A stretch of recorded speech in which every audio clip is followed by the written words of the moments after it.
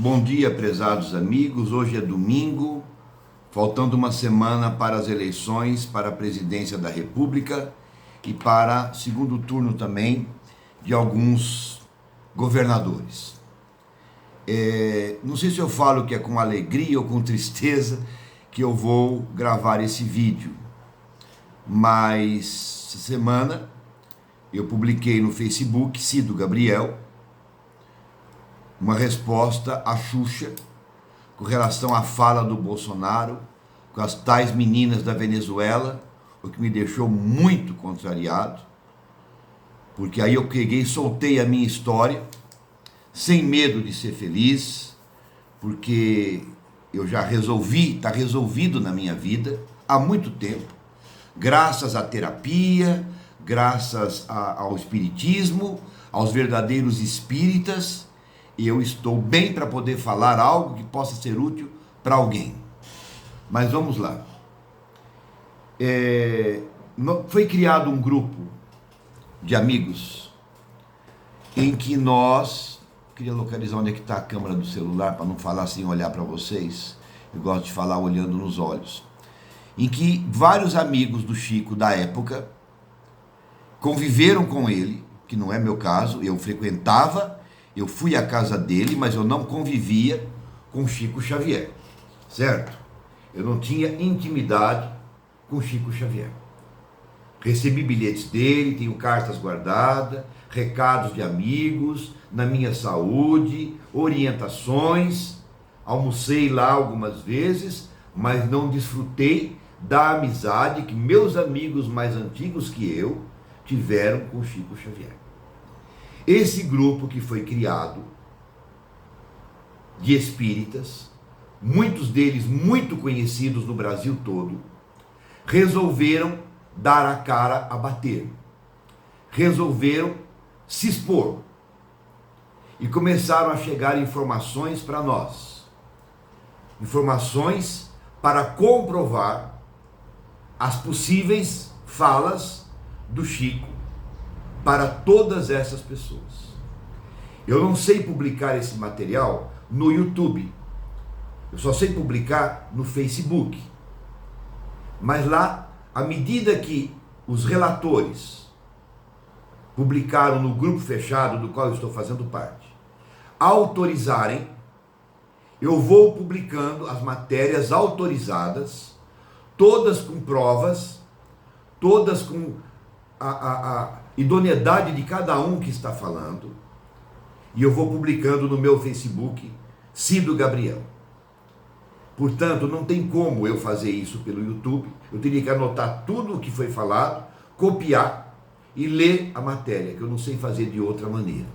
Bom, mas não vem ao caso. Entrem no meu canal, Cido Gabriel, no Facebook, já tem matérias publicadas por nós. Tudo começou quando o Geraldo Lemos Neto e o Dirceu Abdala falaram que Chico teria dito que não recebia o candidato à presidência da República na sua casa, na década de 80, que ainda não tinha sido presidente na época, e agora ele já foi presidente. Quando o Dirceu deu essa entrevista ao vivo, Dirceu rasgou o verbo, falou abertamente o que ele podia falar, porque há coisas que ele não pode falar. Nisso, Geraldo Lemos pegou, Geraldinho, pegou a matéria, pediu autorização para o Dirceu Abdala e publicou nos grupos que ele tem. Internet, Facebook, Instagram, páginas outras que o Geraldinho tem uma prática muito maior do que eu e é muito mais conhecido do que eu. A partir daí começaram uma perseguição, ofensas, pessoal criticando quem apoia o Bolsonaro, quem não apoia o Bolsonaro, que nós somos um bando de fanáticos, estamos colocando palavras na boca de Chico Xavier, que Chico Xavier jamais gostaria dessa atitude dos espíritas, que o espiritismo está rachado no meio, que nós não temos o direito, etc, etc, etc. E em alguns casos, até dizendo para nós que é montagem, que é mentira, que foi criado para poder desmontar a eleição que será agora semana que vem. Dentre essas matérias, todas devidamente pesquisadas, publiquei também uma matéria onde o Chico falava: a FEB me dá febre. FEB, Federação Espírita Brasileira. Essa matéria todo mundo espírita conhece. Chico falou isso abertamente quando ele rompeu com a FEB devido a terem adulterado os livros de Emmanuel, apoiados por outros espíritas que traíram Chico Xavier também. Tem uma carta de Chico, de várias páginas, eu tenho a cópia dessa carta, assinada pelo Chico, desabafando a dor que ele estava sentindo, tanto por um espírita que o traiu, quanto plágio de livros, quanto a FEB. Processo esse que está rolando. Essa carta foi guardada e só poderia ser mostrada após a morte de Chico Xavier, após o desencarne de Chico Xavier. Todo espírita sabe disso. Todo espírita que acompanhou as notícias sabem dessa carta. Já se tornou pública há mais de 10 anos. Então Chico deixou a carta escrita para ser revelada após a sua morte. Segundo tópico, então não é mentira. Não foi nós que inventamos o que o Chico falou do rompimento dele com a FEB. Não é invenção dos espíritas. Não é uma obsessão ou uma alucinação coletiva. Publicamos outras matérias que foram passando para nós, na época do Langerton, já foi publicado mais um pouco ontem, hoje ou amanhã publico mais alguma coisa, na medida que o pessoal do grupo, dos amigos, forem me falando: fulano de tal está autorizando a soltar a matéria dele. Aí eu vou soltar. Não autorizou? Eu não vou soltar. Porque eu não vou fazer algo contra os nossos amigos. O que eu estou lendo já é material suficiente para minha indignação com a comunidade espírita do Brasil. Chico realmente não escreveu, tampouco não gravou, mas falou com diversos amigos, muitos amigos. Além do Eurípides, o filho adotivo dele, o filho do coração dele, sabia de tudo. Publiquei também uma matéria que Eurípides responde ao Trigueiro, com uma outra moça, que agora está agindo contra nós espíritas, associando ao Trigueiro, para desmentir as falas dos amigos de Chico Xavier. Está publicado no meu Facebook. É só vocês entrarem lá e olharem. Pois bem, todos os amigos, o que eles postaram é impressionante. O conhecimento, a capacidade, a lucidez, a coerência, a retidão de caráter do homem Chico Xavier. Ele era tão inteligente, além de ser bom, além de ser sábio e além de ser médium do Cristo, que ele contou para várias pessoas as mesmas histórias, na intenção de que um dia, quando o Brasil precisasse, essas pessoas se levantassem em favor da doutrina e colocassem as suas considerações. Chico não teria contado se não fosse para isso ser revelado. Nós vamos postar item por item no Facebook.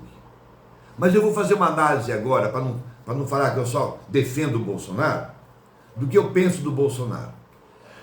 Como vocês sabem, eu não tenho uma cultura acadêmica. Eu erro português, eu falo de improviso, e às vezes eu acabo vindo ali, vindo aqui e acolá.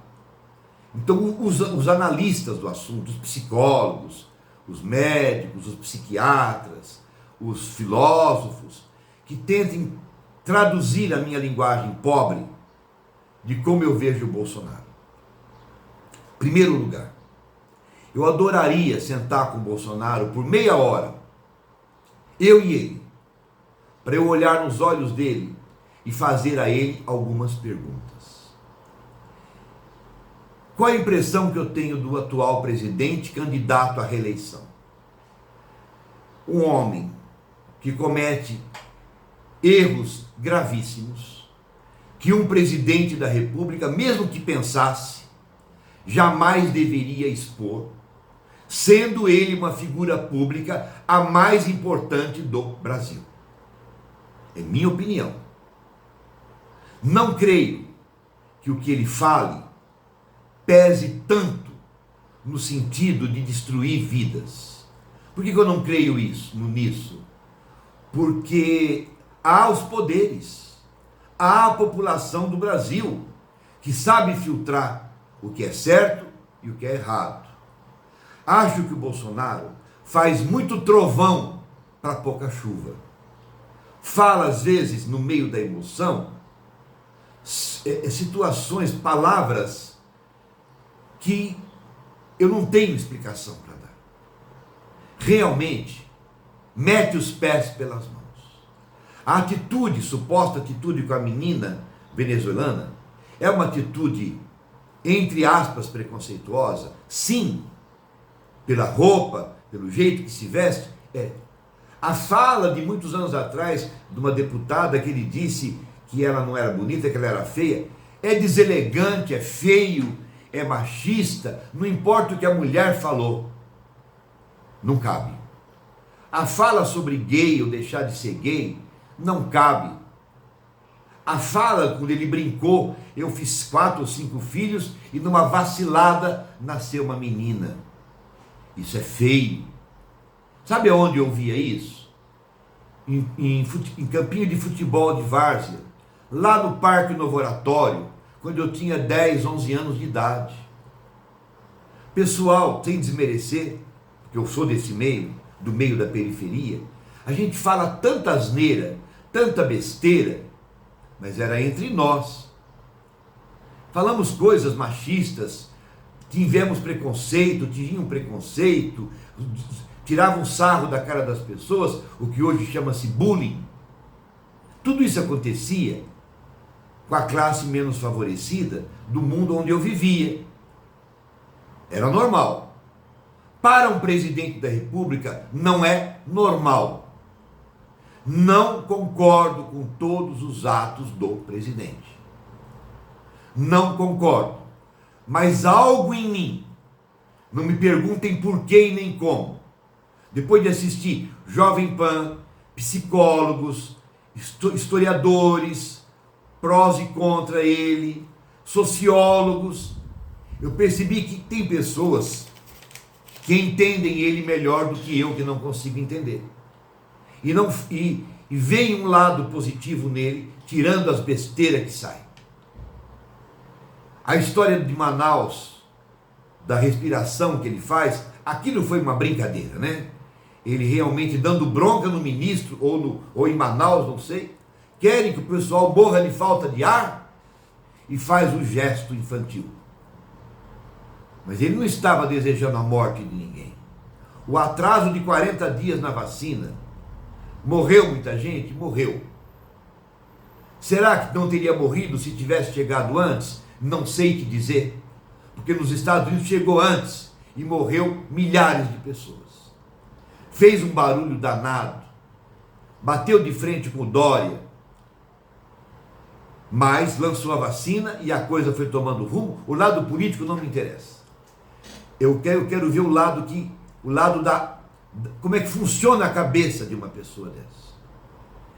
Ele não é mau, ele é espontâneo, grosseiro, gentil, delicado, sensível, explosivo, bipolar, não sei o nome que eu dou a isso, borderline, não sei. Nenhuma dessas qualificações médicas ou uma outra qualquer, não sei. Eu sei dizer uma coisa: o coração desse homem, o coração dele, a alma dele, não é má. deveria ficar de boca fechada muitas vezes. A alma dele não é má.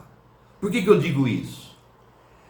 Eu observo a aflição dele ao falar as coisas, a atitude infantil dele no cercadinho, como se ele tivesse enjaulado, querendo morder as feras. Porque as feras apareceram antes, encurralando ele. Se o Bolsonaro tivesse um pouco mais de percepção, ele não entraria no jogo da disputa. Quando criticaram ele antes de ele ganhar a eleição, Bozo, puseram atores na rua para pedir voto, falaram o diabo dele, desestabilizaram ele emocionalmente. O que ele fez?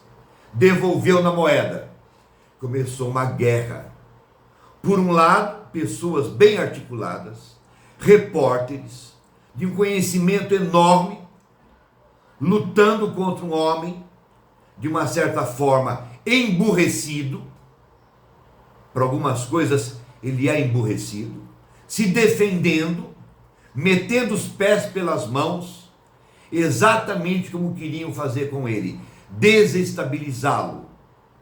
Ele conseguiu se manter mais ou menos na linha, mas de vez em quando ele escorregava e saía um monte de coisa errada. Como eu vejo essa história. Não concordo com um monte de coisa, mas entendo o que eu estou tentando dizer. Eu não quero convencer ninguém a votar nesse ou naquele. Eu estou falando na minha análise pessoal, de uma pessoa que só tem de experiência a vida. O que eu ouvi essa semana, os relatos que foram colocados para nós no grupo fechado, sobre o que o Chico falou em 80, em 90, sobre o que o Chico falou com amigos, olha, é impressionante. Dá até medo de você sair na rua. De modo que o Chico não podia se expor mesmo, como líder religioso, como um homem da paz. Ele não poderia nunca falar o que ele falou para os amigos. Mas os amigos podem falar o que ele falou, porque eu sei que ele deve autorizar. Para cortar um mal maior, é preciso que a verdade seja colocada, não como crueldade, como defesa para o país. Muita gente não sabe a influência do Chico no meio político. Brasília nasceu de conselhos e orientações fraternas a Juscelino Kubitschek para retirar da Guanabara, da beira do mar, o governo brasileiro. Ele era consultado por N pessoas, senadores da República, candidatos a presidente, deputados, ministros, repórteres, artistas, religiosos de outras religiões. Ele era procurado dia e noite para ouvir conselhos, como um sinalizador do bem. Ele tinha que tomar cuidado com o que ele ia falar, para não virar uma manchete de jornal. Olha o perigo que o Chico vivia, para não descuidar um segundo da resposta que ia dar para as pessoas. Atendeu juízes de direito, juízes do Congresso.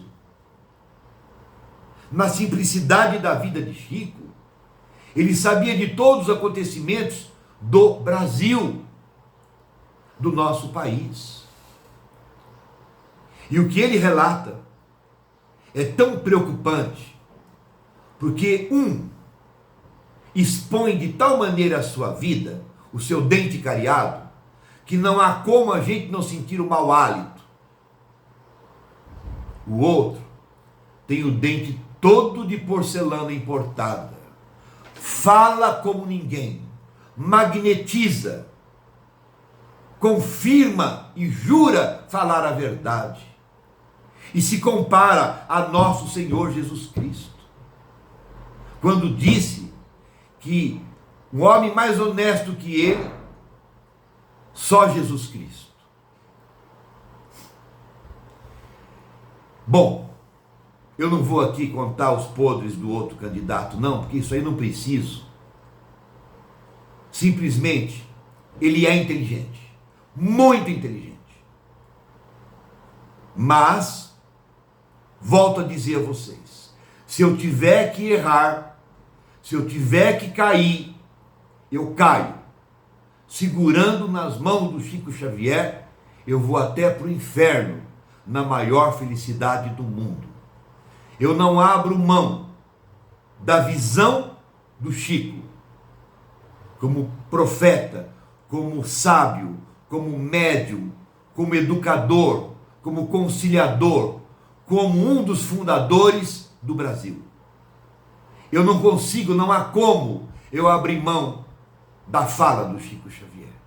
Infelizmente eu não vou poder publicar no meu Facebook tudo o que me mandaram, porque tem coisas que as pessoas têm medo de falar. Falaram para nós em grupo, então está guardado.